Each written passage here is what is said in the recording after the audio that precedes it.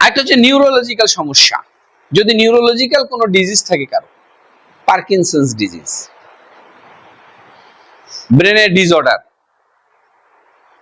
প্রচন্ড পরিমাণে স্মরণ শক্তির দুর্বলতা, বিভিন্ন সময়ে যদি মলদ্বারে কোনো অপারেশন হয়ে থাকে, আর দীর্ঘদিনের পাইলস থেকেও এই সমস্যা উৎপন্ন হতে পারে। আমি কিভাবে বুঝবো রেকটাল প্রোলাপসিস? তার লক্ষণ কি? লক্ষণ হলো মল ত্যাগের সময় রেকটামের একটি অংশ বাইরে চলে আসে, যেটা আগে বললাম। মলদ্বারে ব্যথা করা, অস্বস্তি বোধ করা। কোনো সময় এমনও হতে পারে কোন রোগীর পায়খানার চাপ দিলে সে বুঝতে পারে না, অটোমেটিক পায়খানা পড়ে আসে, অসারে মল ত্যাগ, যেটাকে আমরা বলি আমাদের হোমিওপ্যাথি ভাষায় অসারে মল ত্যাগ।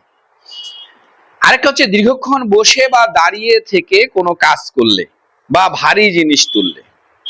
যারা দীর্ঘক্ষণ বসে থাকে, যারা দীর্ঘক্ষণ দাঁড়িয়ে থাকে, বা যারা ভারী জিনিস তুলতে অভ্যস্ত হয়, এনাদেরও রেকটাল প্রোলাপস হতে পারে।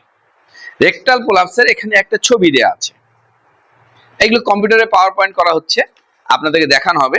জাস্ট ছবি, এই যে ভিতর থেকে এই অংশটা বের হয়ে আসছে, এইটা মলদ্বার, মলদ্বার থেকে নিচে বের হয়ে আসছে, এটাকে বলা হয় রেকটাল প্রোলাপস। স্থানচ্যুতি ছিল ভিতরে, চলে আসছে বাহিরে। দেখা যায় সবার? দেখা যায় রে সাদিয়া নাকি? আচ্ছা, এখন রেকটাল প্রোলাপসের আমাদের হোমিওপ্যাথিক চিকিৎসা কি কি আছে, তার আগে আমি আরেকটা জিনিস বলি। রোগ নির্ণয়ের জন্য আমরা কি কি প্যাথোলজিক্যাল টেস্ট করতে পারি?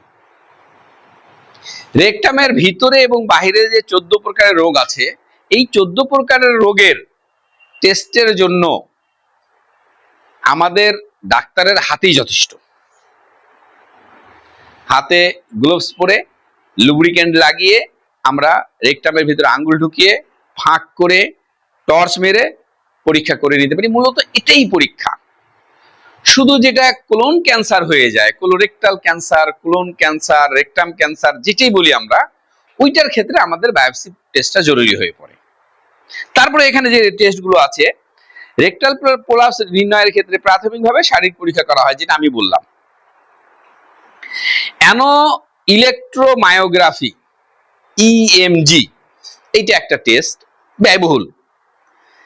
হ্যাঁ, আরেকটা হচ্ছে অ্যানোরেক্টাল ম্যানোমেট্রি, এইটাও একটা, ওই যে এক ধরনের টিউব আছে, ওই টিউবটা মলদ্বারে ঢুকিয়ে দিয়ে টেস্ট করা হয়। তারপরে বেরিয়াম এনিমা, ডিফেকোগ্রাফি, এগুলো জাস্ট জেনে রাখার জন্য যে হ্যাঁ এর টেস্ট আছে।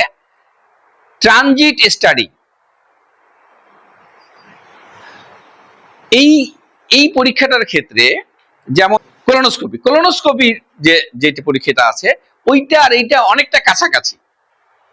এই পরীক্ষাতে ভিতরে পাইপ ঢুকিয়ে দেখা হয়, সফট পাইপ ঢুকিয়ে দেখা হয় যে তার ভিতরে মলদ্বারটা কোন পর্যন্ত ক্লিয়ার আছে। আর কোলোনোস্কোপিতে করা হয় কি, পাইপ ঢুকিয়ে দিয়ে পাইপের মাথায় ভিডিও ক্যামেরা দিয়ে ওই পাইপটিকে পুরা কোলনের ভিতরে, একদম কোলন তো আমাদের এইরকম এইরকম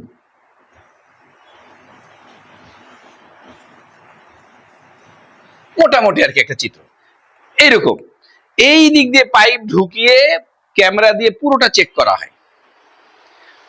ক্যান্সার হলে তো এটা করতেই হবে, এর কোনো সুযোগ নেই আর এখান থেকে বের হওয়ার। এখন যদি কারো ধরা পড়ে যে এনার রেকটাল প্রোলাপস হয়ে গেছে, তাহলে আমাদের হোমিওপ্যাথি চিকিৎসা আছে কিনা? আমাদের হোমিওপ্যাথিতে প্রত্যেকটা রোগেরই চিকিৎসা আছে। এখন পর্যন্ত দেখা গেছে যে এলোপ্যাথিতে যে রোগগুলোর কোনো চিকিৎসাই আবিষ্কার হয় নাই, আজ থেকে 200 বছর আগে হোমিওপ্যাথিতে সেই রোগের চিকিৎসা আবিষ্কার হয়ে বসে আছে। অ্যাডিনোকার্সিনোমা, কার্সিনোসিন, কার্সিনোমা, এগুলোর একসময় কোনো চিকিৎসা ছিল না, কিন্তু আমাদের এই চিকিৎসা 200 বছর আগে বের হয়ে আছে। ঔষধও আছে, কার্সিনোসিন ঔষধ আবিষ্কার করে রেখে গেছে। হ্যাঁ।